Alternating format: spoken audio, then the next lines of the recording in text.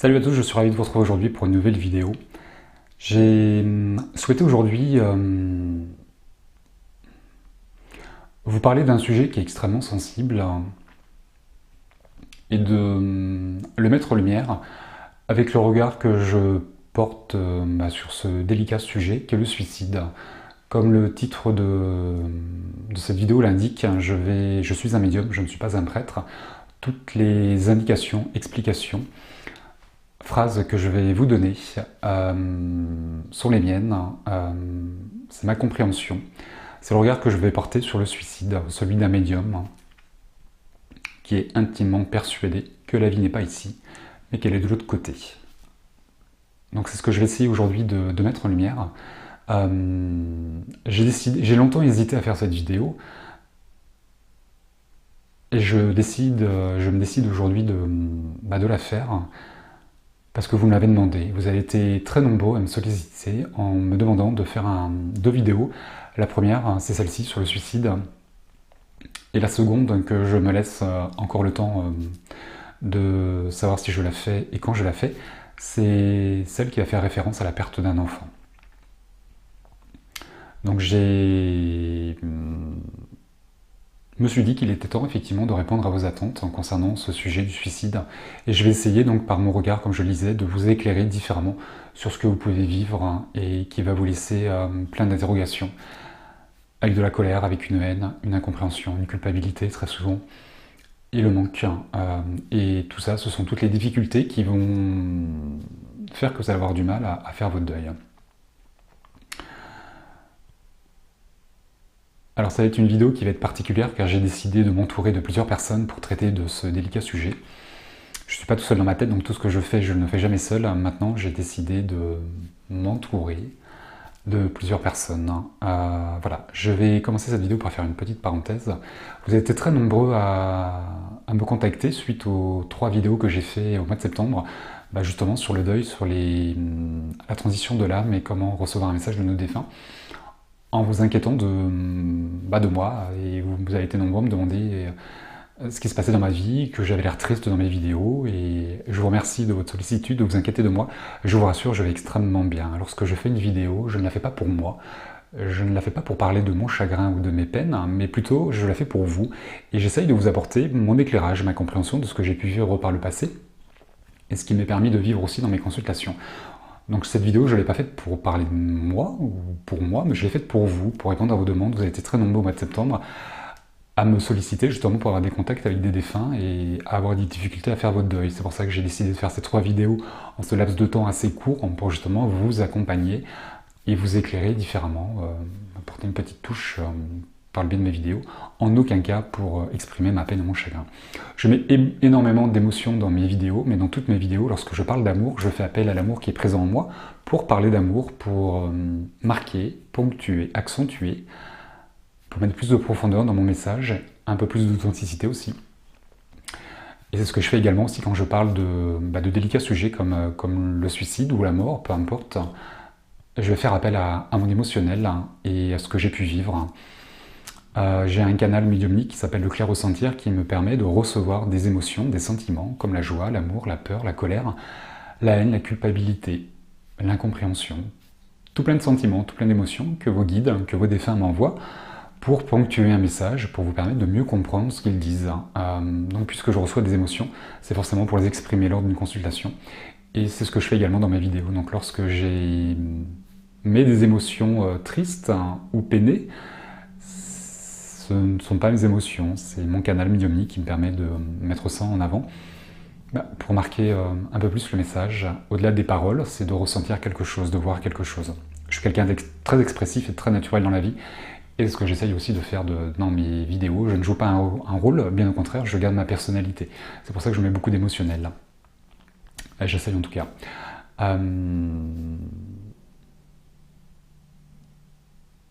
Voilà, il y a...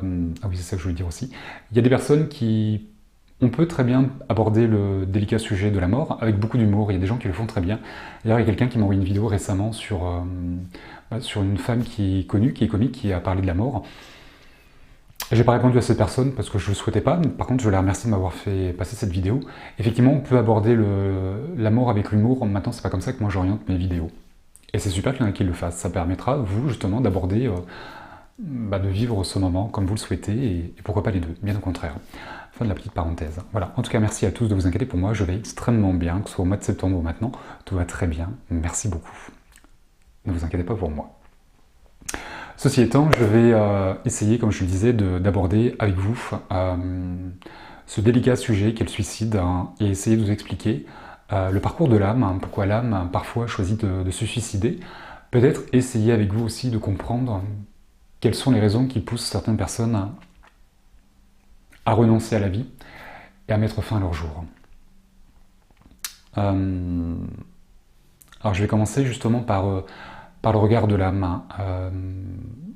Je vous rappelle le parcours de l'âme, que notre âme est destinée tôt ou tard à devenir un guide de lumière. L'âme se dépasse, vient expérimenter des choses, des sentiments, des aptitudes, des ressources sur Terre, toutes les facettes de l'homme, les bonnes et surtout les moins bonnes, car ce sont dans les moins bonnes qu'on va se dépasser et comprendre certaines choses. Nous expérimentons tout et son contraire. Et que dans son parcours, donc l'âme va passer par plusieurs phases, dont celle du suicide, qui lui permettra de comprendre ce que c'est que le suicide, quel courage il faut pour mettre un terme à sa vie, à quelles difficultés l'âme doit faire face pour justement arriver à un acte ultime, comme le fait de se mettre un terme seul à sa vie, à son incarnation. Et l'âme aussi, dans ce parcours, vivra également la perte d'un proche par suicide. Elle expérimentera tout, et son contraire. Ce qui lui permettra ensuite, lorsqu'elle sera un guide de lumière, nous devenons un guide de lumière, nous avons tous le même parcours, de devenir amour universel et inconditionnel pour, à son tour, guider les autres. Et nos guides sont dans une légitimité absolue d'avoir testé tout ce que nous sommes en train de tester aujourd'hui, ce qui leur permet de comprendre nos difficultés et de mieux nous accompagner à les dépasser. Et surtout de ne pas nous juger. De l'autre côté, il n'y a aucun jugement. Je vous rappelle que je suis médium, je ne suis pas un prêtre. Le châtiment divin n'existe pas, parce qu'il n'y a pas de jugement. Bien au contraire. Donc, lorsque l'âme se désincarne, peu importe la manière dont elle est partie, elle ne sera jamais jugée, critiquée. Pas du tout. Tout le monde est accueilli de la même manière. Ah, ils se font entendre, c'est pas grave. Chut, je travaille. Donc l'âme, parfois, je le disais, va... pour des raisons qui lui sont propres, pour lui permettre d'expérimenter ce suicide, va choisir de mettre un terme à son suicide et de faire face à toutes les épreuves. C'est un choix d'âme, un choix d'incarnation qui lui permettra, elle, de s'élever. Et forcément, lors de la mort, l'âme va... Je vous rappelle que l'âme a également choisi la manière dont elle va partir, et au moment où elle va partir, et que le départ qu'elle choisit va lui permettre d'expérimenter plein de choses, notamment en fin de vie. Lorsque quelqu'un est malade, Alzheimer, Parkinson ou un cancer, ou d'autres maladies qui entraîneront tôt ou tard la mort, ce laps de temps où elles vont être malades, hospitalisées, elles vont vivre des choses différemment de quelqu'un qui va mourir dans son sommeil. Donc ce laps de temps avant du départ va permettre à l'âme de comprendre plein de choses. Et le départ par lui-même va également faire travailler l'âme, va la faire évoluer, mais également ce qui reste. Il est évident que le deuil se fera plus difficilement, différemment, pour un enfant qu'un parent, lors d'un suicide, ou d'un accident, ou d'une mort naturelle, ou par vieillesse. C'est autant de paramètres qui vont faire travailler et l'âme, et ceux qui vont rester, bien évidemment. Maintenant, il y a un deuxième cas de figure qui fait que l'âme n'a pas prévu de partir par le suicide, mais que lorsqu'elle est incarnée, l'âme a choisi d'expérimenter des difficultés. Et justement, elle va avoir des difficultés à dépasser tout ça, et que malgré tout ce qu'elle a prévu, le libre arbitre de la personne, une fois qu'elle est incarnée, aura peut-être du mal à comprendre ce qu'elle doit comprendre et à se brancher sur les ressources sur lesquelles elle doit se brancher pour dépasser ce qu'elle doit dépasser, ou de faire appel aux personnes qui seront autour d'elle, justement pour l'accompagner et pour essayer d'alléger la peine qu'elle peut porter. Malheureusement, très souvent, lorsque les gens ne sont pas bien, les dépressifs par exemple, lorsque vous leur demandez pourquoi ils ne vont pas bien, Très souvent, ils ne savent pas vous répondre, ils ne savent pas pourquoi ils vont pas bien, et quand vous leur demandez comment faire pour les accompagner, comment faire pour les aider, ils ont un peu la même réponse, je sais pas. Plus rien ne va en fait. Ils se placent dans une spirale négative et qui fait qu'au bout de la spirale négative, c'est l'inertie. Et l'inertie, c'est la mort. Donc parfois, par le cheminement de la personne se décourage et renonce à son incarnation, renonce à la vie, et décide de partir. Euh, Malgré vos interactions, malgré votre présence, malgré tout ce que vous allez faire, euh, ces personnes, c'est là où parfois il est compliqué de comprendre le geste, les raisons qui ont poussé ces hommes et ces femmes à se donner la mort, alors que ce n'était pas choisi par leur âme. Nous n'avons pas tous la même logique, nous n'avons pas tous les mêmes bagages, et nous réagissons tous différemment face aux épreuves de la vie. Et que parfois on les accumule, on s'épuise, on s'essouffle. Je pense que plus d'une personne a pensé au suicide, mais elle n'est pas passée à l'acte. C'est compréhensible. Maintenant, d'autres personnes vont trouver justement le courage. Dans un moment de découragement ultime, il va rester une once de courage pour passer à l'acte.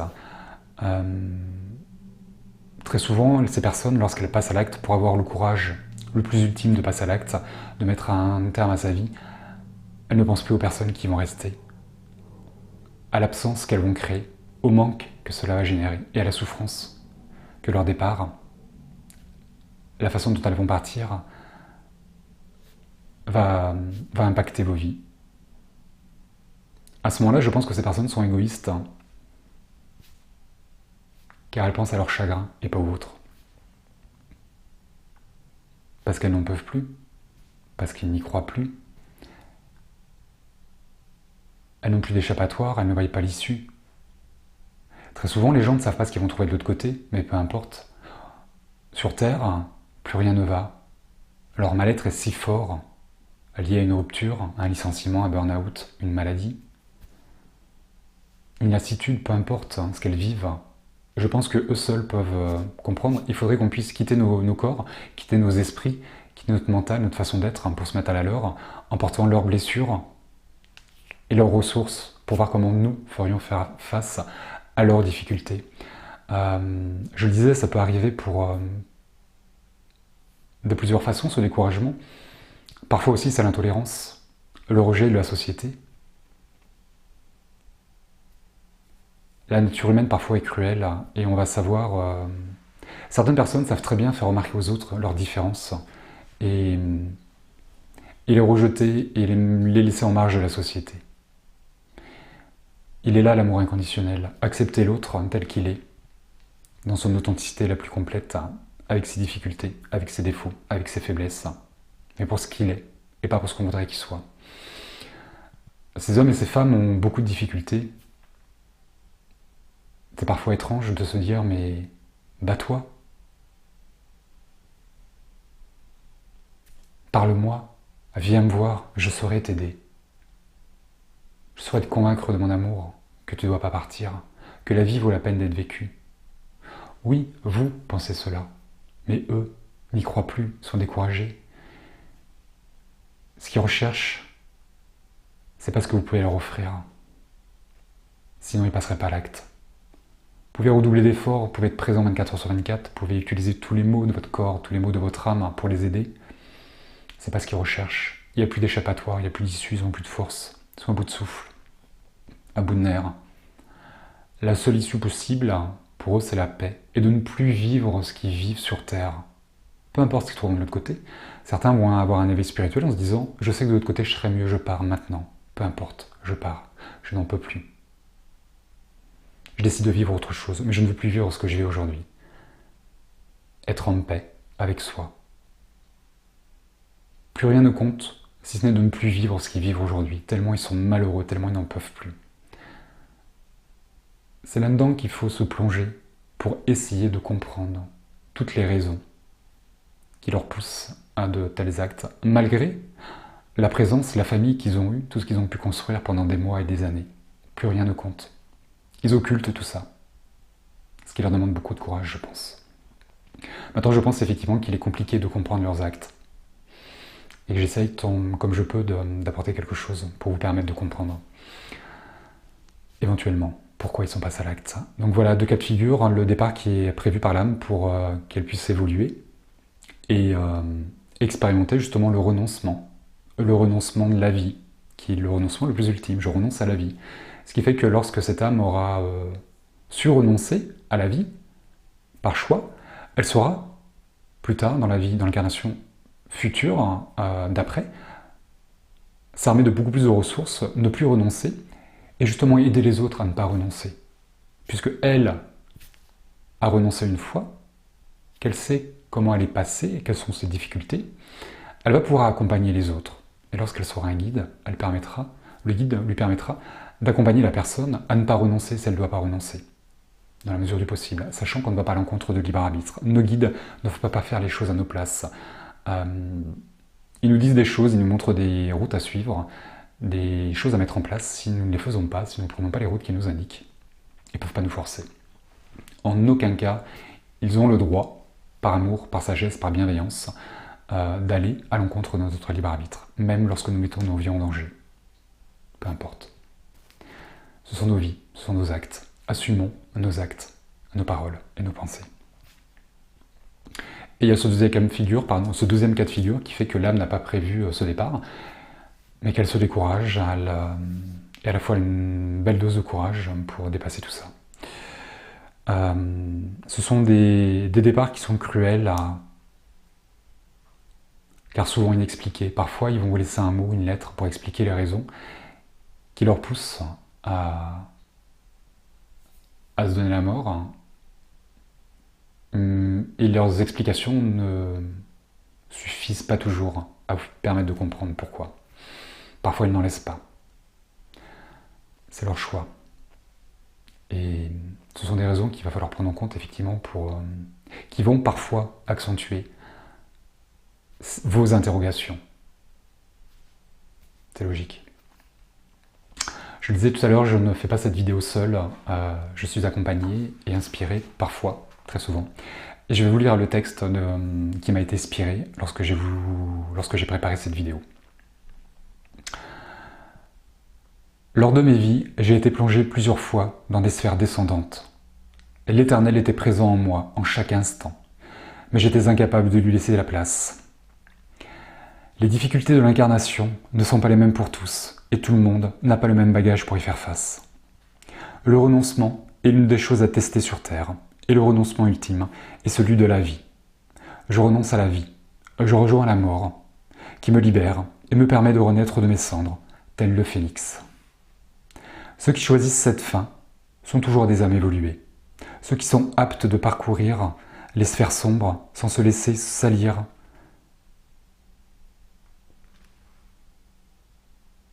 Pardon, je me suis perdu, j'ai sauté une ligne. De parcourir les sphères sombres sans se laisser salir, oublier les ennuis, les causes de leur départ, dépend de leurs incarnations précédentes. Ceux qui restent ont beaucoup à apprendre du départ du proche qui les a quittés. La culpabilité est la première. La violence liée au drame est difficilement gérable pour certains.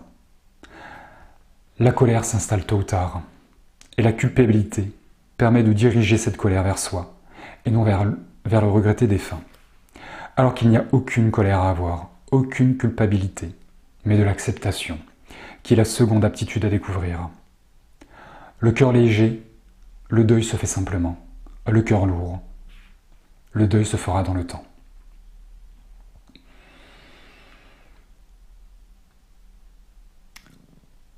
Voilà le petit texte qui m'a été inspiré, qui reprend à sa manière, différemment, ce que j'ai pu vous expliquer tout à l'heure,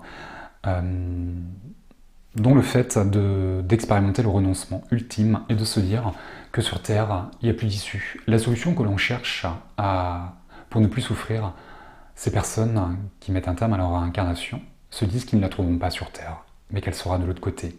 Même s'il n'existe plus rien, au contraire, tant mieux, plus rien, je ne souffre plus. C'est la paix qu'ils recherchent.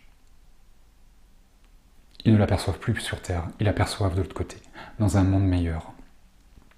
C'est le renoncement ultime, et que bien évidemment, ceux qui vont rester sur Terre vont devoir faire face à la culpabilité. Bien évidemment. Qu'est-ce que je n'ai pas su voir? Qu'est-ce que je n'ai pas su dire? Ah, j'aurais pu éviter ça. Et si j'avais été là? J'aurais pu l'aider. Non, pas forcément. On ne peut pas revenir en arrière. On ne peut pas refaire le passé. La culpabilité va vous enfermer dans un chagrin sans fin et va vous obliger, pour la chasser, cette culpabilité, à revivre en permanence l'événement.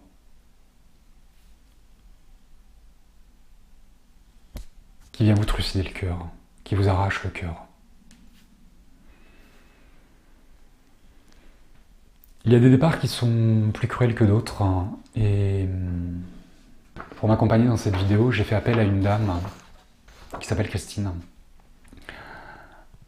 qui me suit depuis plusieurs mois. Elle regarde mes vidéos depuis plusieurs mois, Christine, et elle m'envoie souvent des mails où, à chaque lecture de son mail, j'ai toujours une émotion extrêmement vive, extrêmement forte qui m'envahit. Christine a dû faire face, je pense, au départ le plus cruel qu'une personne puisse vivre sur Terre. Le départ de son enfant. Par suicide. Quoi de plus cruel que de perdre son enfant? Nous ne sommes pas constitués pour perdre un enfant. Le cycle de la vie fait que les parents partent avant les enfants.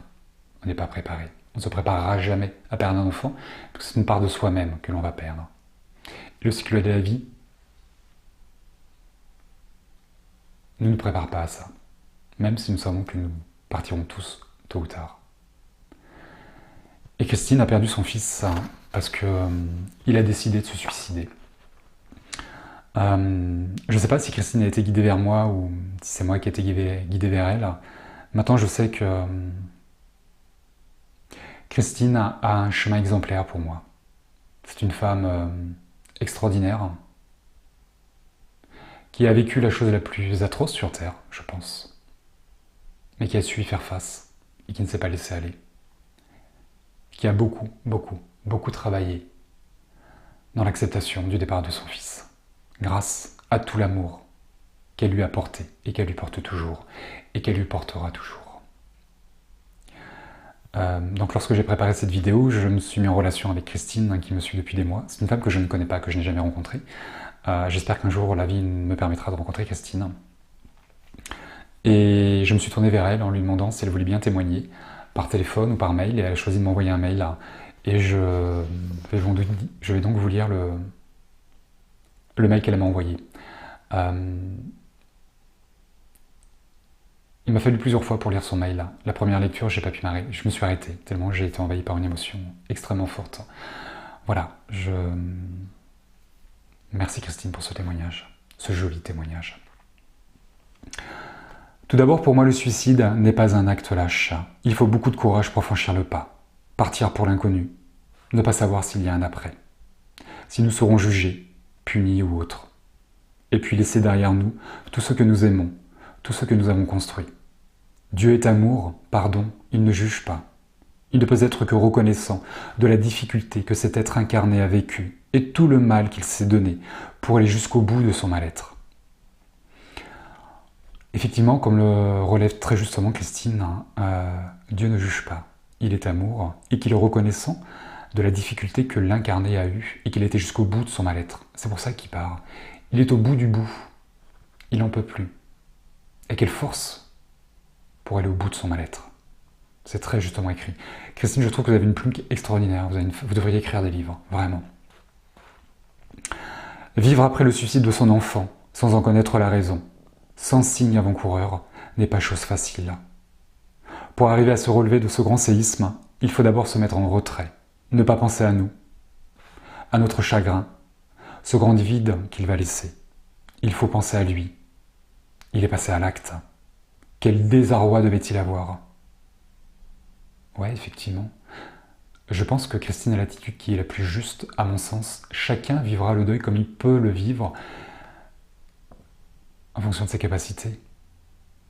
Mais effectivement, je pense que la première chose à faire est de ne pas penser à soi, mais de penser à l'autre, et au chagrin que lui a eu, qui l'a poussé à un tel acte, et à mettre de côté son chagrin personnel. Bravo Christine. Quand je suis rentré du travail, et que j'ai découvert Guillaume pendu à l'escalier, Je n'ai pas cru à ce que je voyais.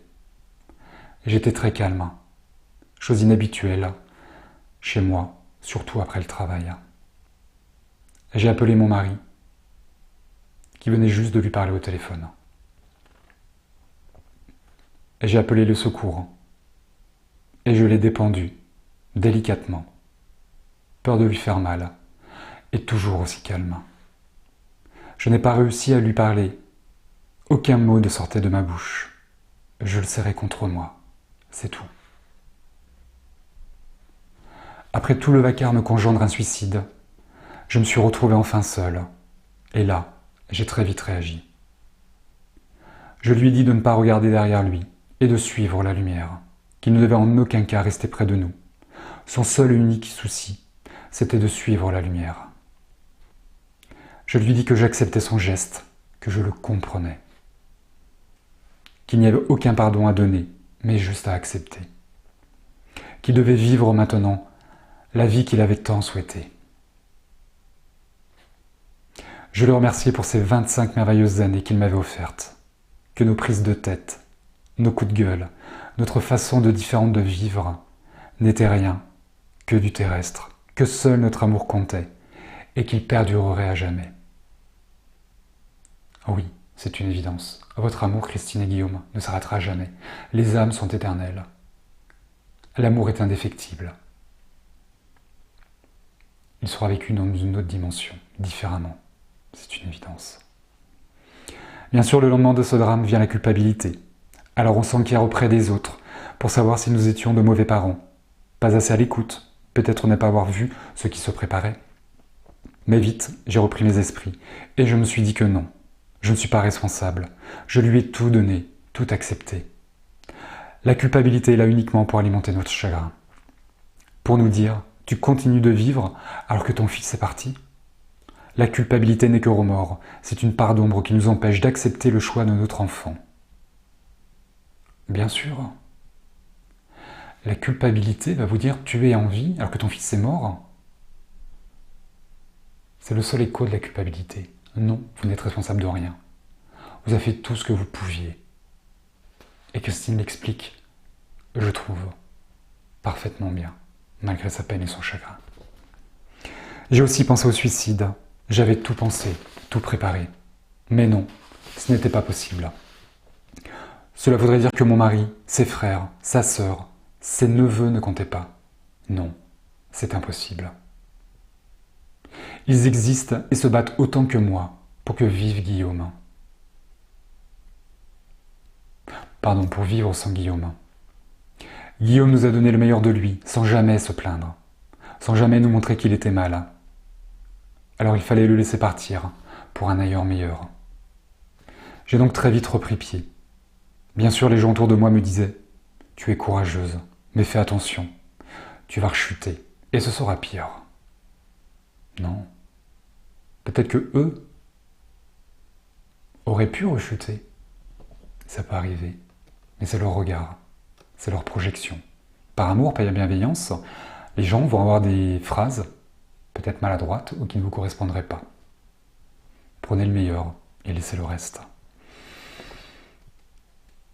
Comment leur faire comprendre que mon amour pour Guillaume allait au-delà d'une chute, d'une dépression?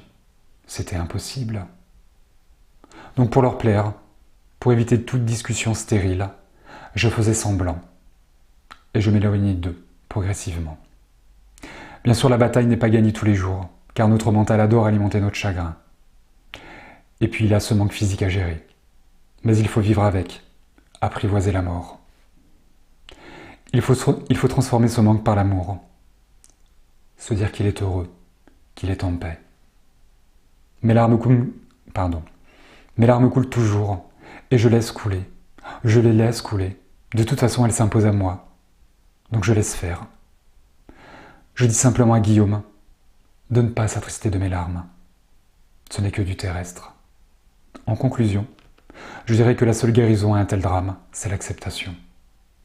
Qu'il faut se mettre en retrait, ne pas penser à nous, mais à cet enfant qui souffrait. Croire, croire, croire. Qu'il y a une continuité. Que leur vie continue à nos côtés. Être à l'écoute des signes qu'ils nous envoient. Rien d'extraordinaire ou de surnaturel, tout en douceur, rien que de la douceur. Soyez l'écoute de vos réactions face à ce drame. Elles vous en apprendront beaucoup. Ça fait aussi partie des signes qu'ils nous envoient. Et de l'amour, beaucoup d'amour, rien que de l'amour. Pas de jugement, pas de critique, ni pour eux, ni pour vous.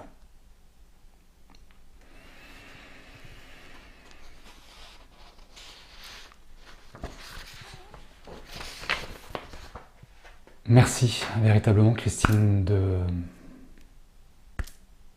votre témoignage.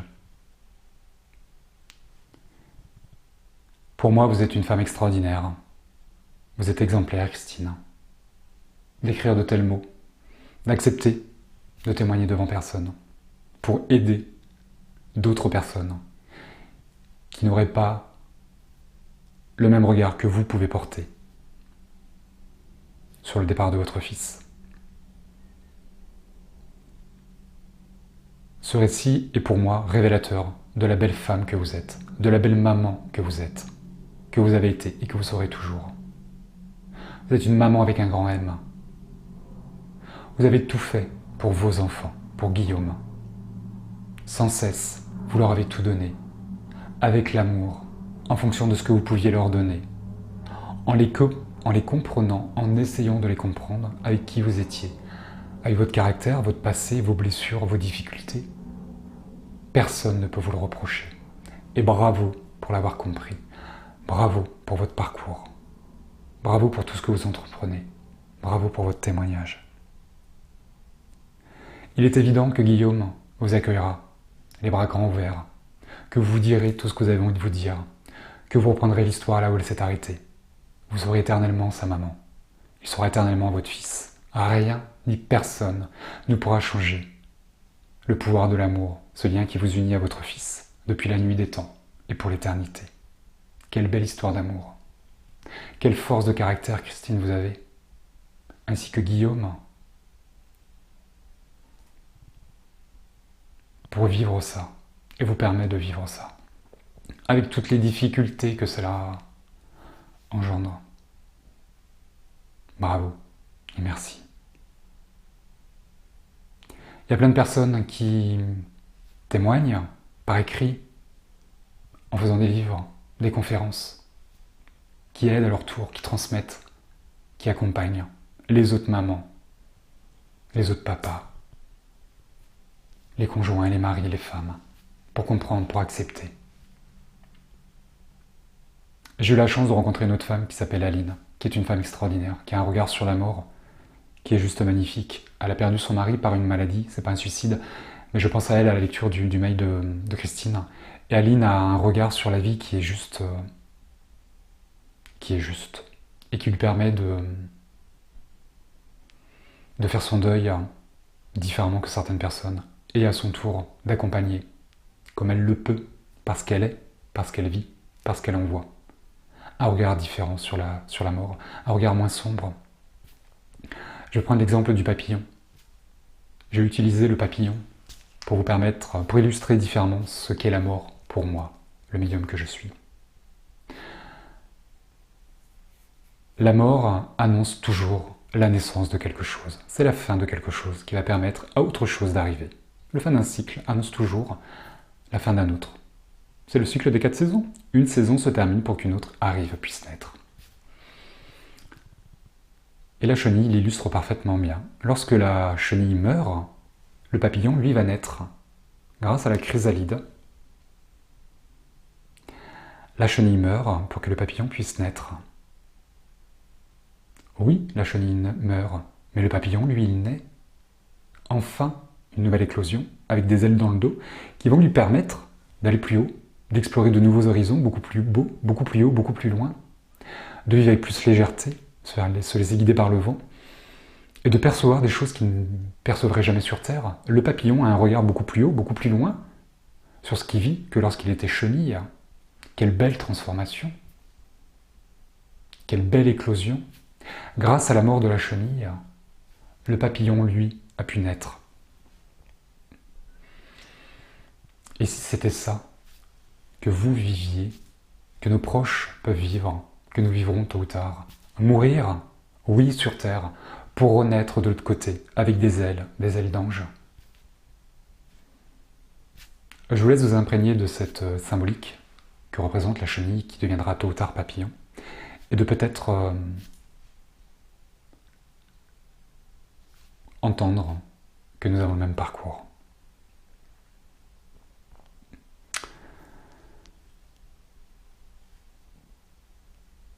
J'ai un autre témoignage aussi, celui d'une grande amie à moi qui s'appelle Sylvie. Lorsque j'ai préparé cette vidéo sur le suicide, Sylvie m'a transféré une de ses vidéos, alors qu'elle ne savait pas du tout que je préparais une vidéo sur le suicide. Et lorsque j'ai écouté sa vidéo, j'ai été aussi, comme à la lecture du mail de Christine, envahi par une émotion si forte que je lui ai demandé l'autorisation de la diffuser dans cette vidéo.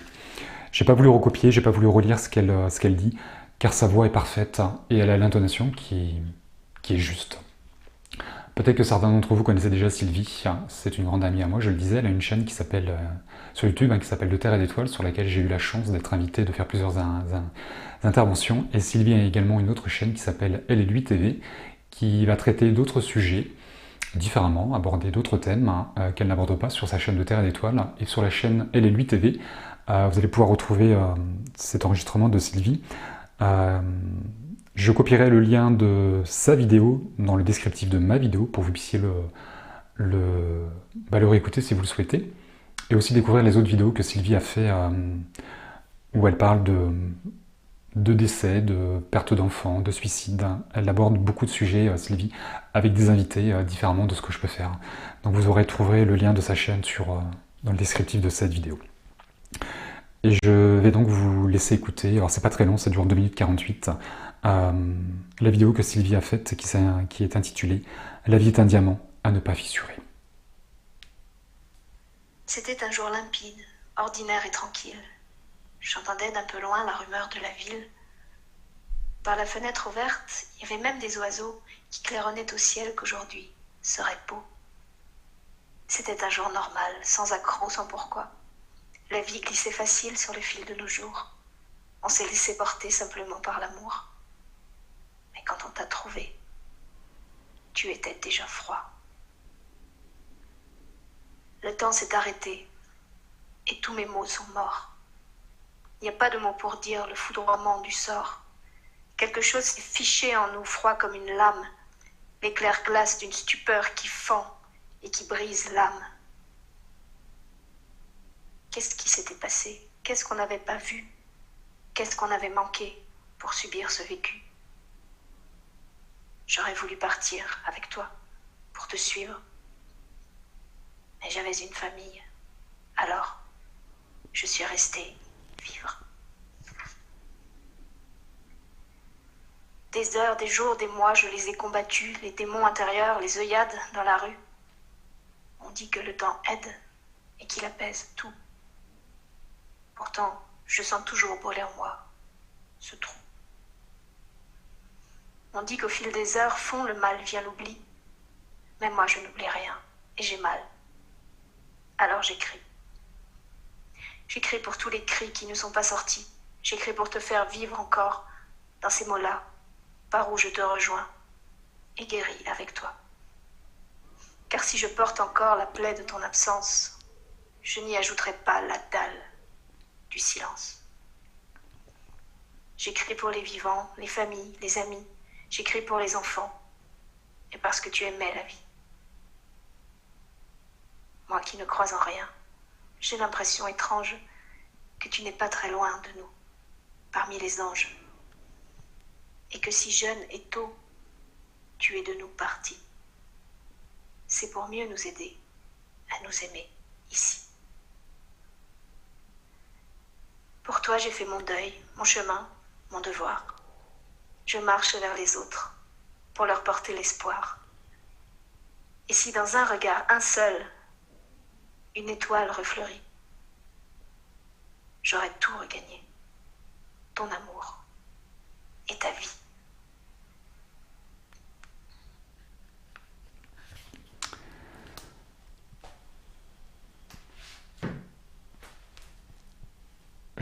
laisserai accueillir la vidéo de Sylvie, le témoignage de Christine, le texte qui m'a été inspiré, mes mots,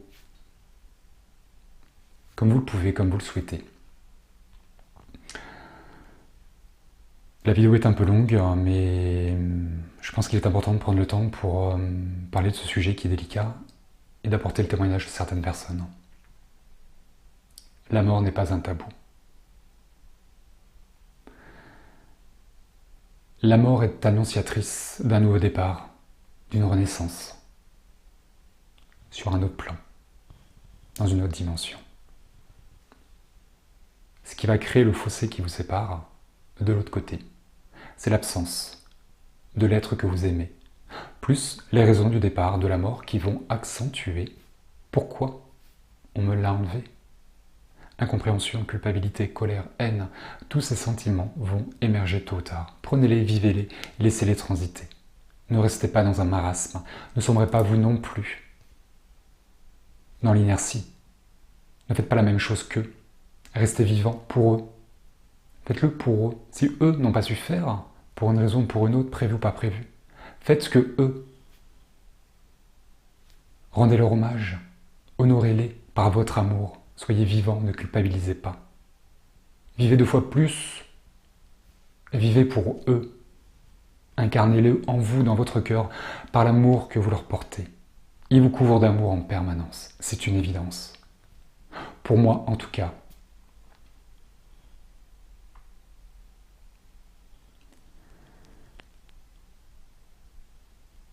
La médiumnité, la spiritualité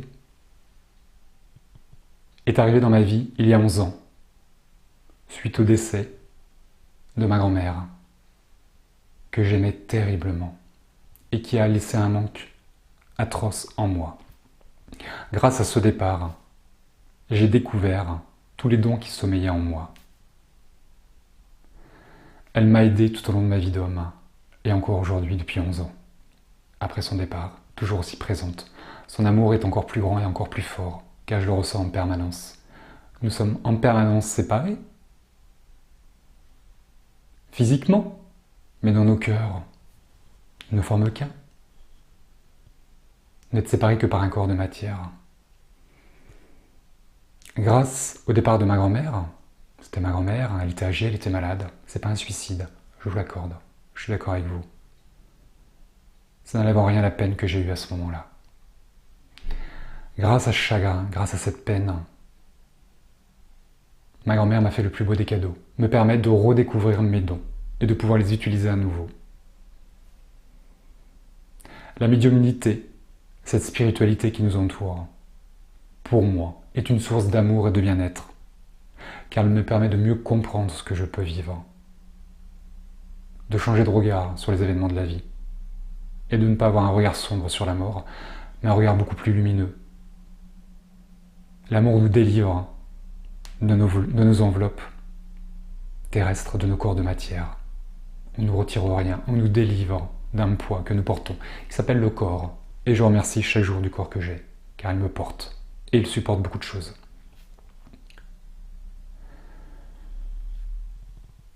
La médiumnité vous permettra peut-être de changer de regard sur ce que vous pouvez vivre, sur leur départ, sur les raisons qui l'auront poussé à commettre un tel acte.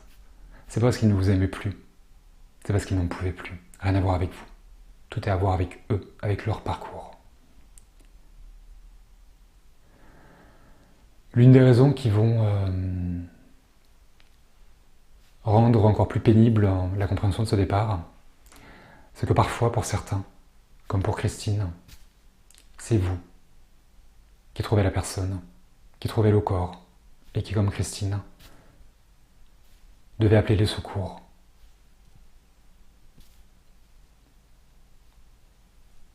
Bien évidemment, cette image vous impactera à vie. Tous les matins, tous les soirs. Elle vous réveillera en pleine nuit. Et elle va vous permettre de déclarer une colère, une haine, une culpabilité, une violence, peu importe, une fois de plus, plein de sentiments négatifs. Oui, c'est atroce. Ouais. Comment l'expliquer? Je sais pas. Comment l'effacer de votre mémoire? pas non plus. Une chose est sûre, c'est que le temps va estomper ces images. Elles se feront de moins en moins présentes. L'acceptation de ce qui est vous permettra de voir autre chose. Ce sera toujours en vous. On ne pourra pas l'effacer, mais vous penserez aussi à autre chose.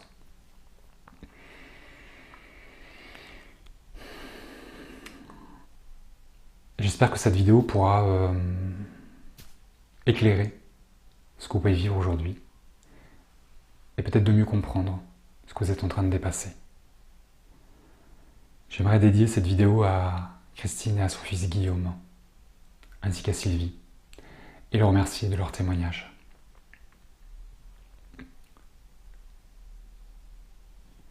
J'aimerais également dédicacer cette vidéo à un être fabuleux, à un homme exceptionnel, un jeune homme qui est parti il y a quelque temps, lui aussi bien trop vite, bien trop tôt. Lui aussi a décidé de mettre un terme à ses jours, pour les mêmes raisons, et de la même manière que Guillaume. David a eu beaucoup de difficultés à comprendre sa vie, à se faire accepter, et à trouver la force qui était en lui pour dépasser tout ce qu'il avait à dépasser, malgré un entourage présent et aimant, qui le remercie aujourd'hui. Il est évident pour moi que Guillaume et David sont deux anges, deux âmes extrêmement évoluées, pour avoir pu faire ce qu'ils ont fait, malgré toute l'atrocité, le drame que cela va laisser. C'est compliqué à comprendre. Tout ça se vit dans le temps, et se comprend dans le temps, et s'accepte également dans le temps. Je ne sais pas si David et Guillaume sont sur le même plan. Peut-être qu'eux aussi, à leur tour, vont œuvrer pour ce qui se passe sur Terre, avec leur grandeur d'âme, leur générosité. Il est évident qu'au jour d'aujourd'hui, Guillaume et David veillent sur leurs proches et les aiment encore plus qu'avant. Plus parce que lorsqu'ils étaient sur Terre, ils étaient malheureux, ils étaient tristes, ils se sentaient seuls, pas entendus, pas écoutés, et que rien ne pouvait les aider. Donc du coup, ils étaient dans l'incapacité d'aider les autres. Maintenant, ils vont bien, ils sont heureux, et là, ils sont dans les meilleures conditions pour vous donner tout l'amour qu'ils vous portent, pour vous chouchouter, pour vous accompagner. Vous pouvez les ressentir parfois, en vous faisant confiance. Donc oui, David et Guillaume, ces deux anges qui veillent sur leur famille, leur expriment la reconnaissance, la gratitude qu'ils ont pour eux, et tout l'amour qu'ils leur portent.